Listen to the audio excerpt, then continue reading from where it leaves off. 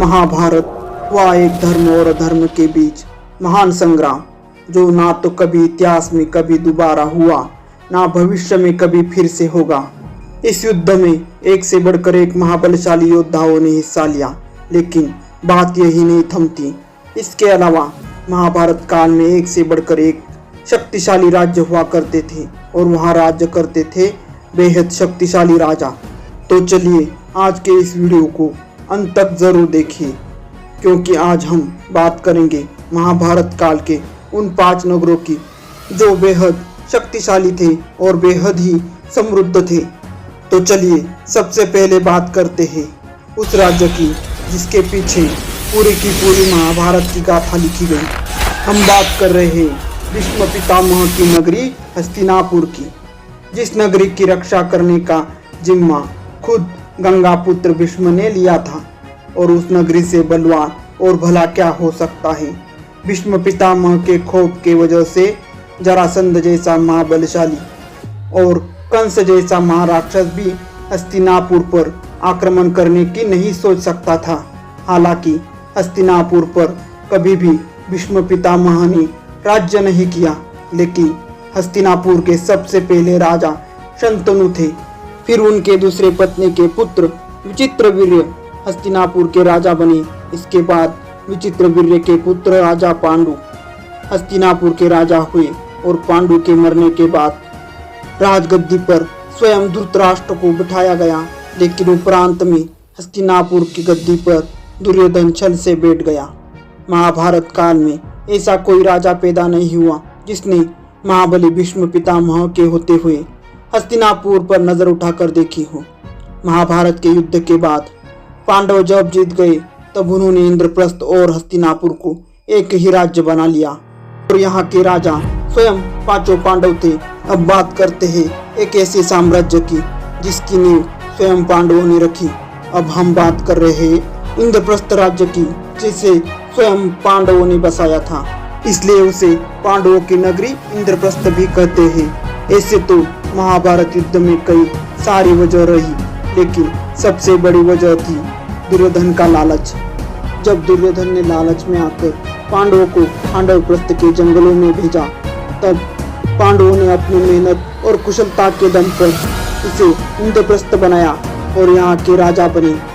युधिष्ठिर और 5 पांडवों ने मिलकर इस धरती पर राजस्व यज्ञ किया और अपनी सेना का विस्तार किया। इंद्रप्रस्थ के बारे में सबसे खास बात ये थी कि ये पहले मायासुर की नगरी थी, लेकिन श्री कृष्ण की मदद से पांडवों ने विश्वकर्मा जी का आह्वान किया और इसे सुंदर और सुरक्षित बनाया। इस नगरी में प्रवेश करना कोई आसान काम नहीं था। इसे भीष्म पितामह भी हासिल नहीं कर सकते थे। जब पांडवों ने महाभारत का युद्ध जीता तब हस्तिनापुर और इंद्रप्रस्थ एक हो गए और एक ही शक्तिशाली राज्य हो गया। कहते हैं स्वयं चक्रवर्ती सम्राट के रूप में राजस्व यज्ञ इसी नगरी से किया था और इंद्रप्रस्थ को पहले भारत की राजधानी भी माना जाता था। यहाँ तक दिल्ली का पहला नाम भी इंद्रप्रस्थ ही था। और अब हम बात कर रहे हैं सबसे शक्तिशाली साम्राज्य और नगरी की, जो कि था स्वयं भगवान श्री कृष्ण की द्वारका नगरी कहते हैं। जब कंस को मारने के बाद भगवान श्री कृष्ण मथुरा से बाहर आए तो उन्होंने समुद्र के बीचों बीच अनोखी नगरी बसाई, जिसका नाम था द्वारिका। द्वारिका नगरी की जिम्मेदारी खुद श्री कृष्ण ने और उनके बलदादू ने ली थी, जो कि स्वयं बलराम जी थे। जिसके बाद श्री कृष्ण और बलराम के पुत्रों ने इस द्वारिका नगरी की रक्षा की जिम्मेदारी अपने कंधों पे ले ली। अगर द्वारिका नगरी की शक्ति की बात की जाए तो जहाँ के राजा खुद नारायण हो, उस राज्य की शक्ति की कोई सीमा नहीं होगी।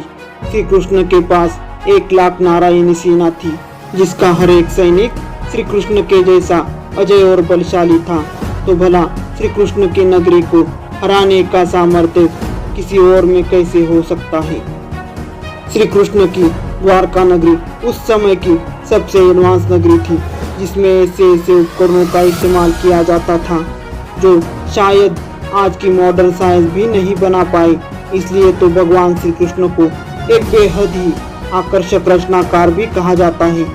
अब बात करते हैं मगध राज्य की, जो कि महाबलशाली जरासंध की नगरी हुआ करती थी। महाभारत काल में अगर किसी के पास सबसे ज्यादा सेना थी तो वो था स्वयं जरासंध, जिसके पास 23 अक्षौणी सेना का बल था और कई पराक्रमी राजा जरासंध के मित्र थे।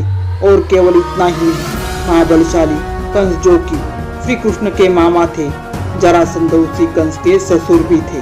तो ये सभी राजा पूरी तरह से जरासंध को समर्थन देते थे। अगर आप हरिवंश पुराण को पढ़कर देखेंगे तो आपको मिलेगा कि काशी, कौशल, चेरी, मालवा, विदेह, अंग, वंग, कलिंग, पांडेय, सोबीर, मध्य, कश्मीर और गांधार जैसे राज्य भी जरासंध ने जीतकर हासिल किए हुए थे।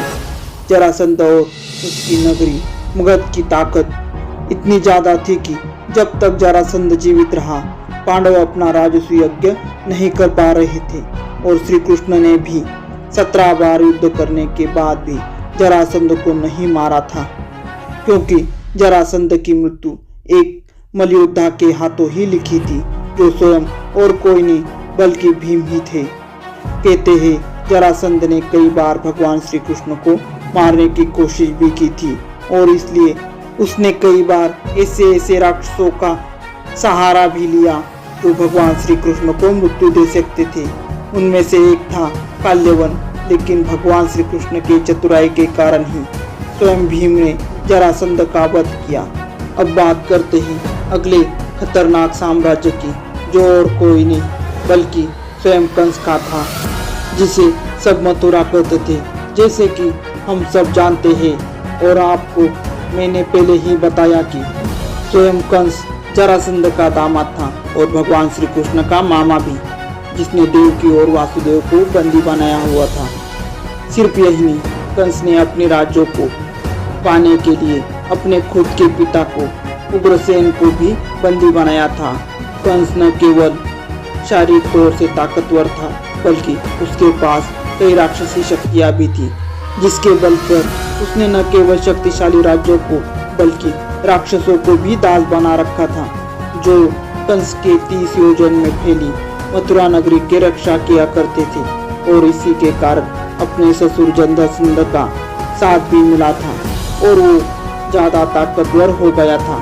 भगवान श्री कृष्ण की लीलाओं के बारे में तो हम सब जानते हैं, किस तरह से भगवान श्री कृष्ण के मामा कंस ने उन्हें मारने के कई सारे राक्षसों को भेजा था, लेकिन श्री कृष्ण ने उन सभी का वध किया और मथुरा में जाकर स्वयं अपने मामा कंस का वध भी किया और अपने माता पिता को भी आजाद करवाया।